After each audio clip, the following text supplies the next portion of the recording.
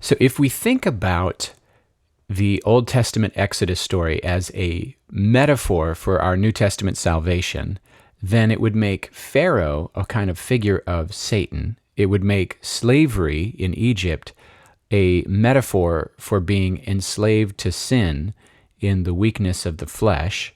It would make the Exodus, the deliverance, the supernatural deliverance that Jesus brought through his death and resurrection.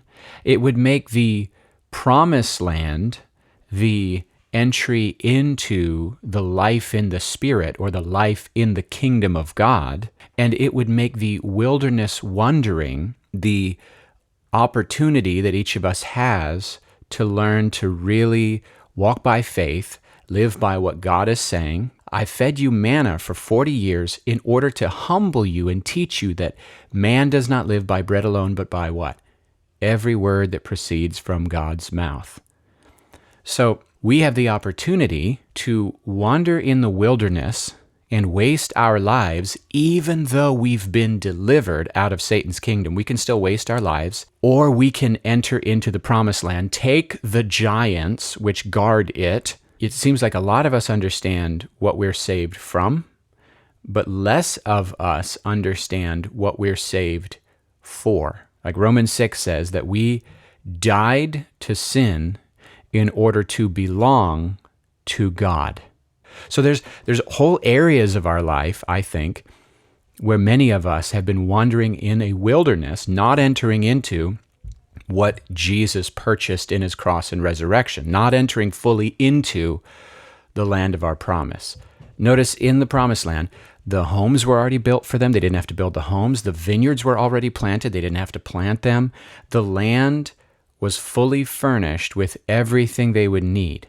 Or as Peter says it, everything we need for life and godliness has been given to us by God's great and precious promises. The extent to which I learned to operate in the skills of the kingdom is the extent to which I can live in the abundant life and then heaven later.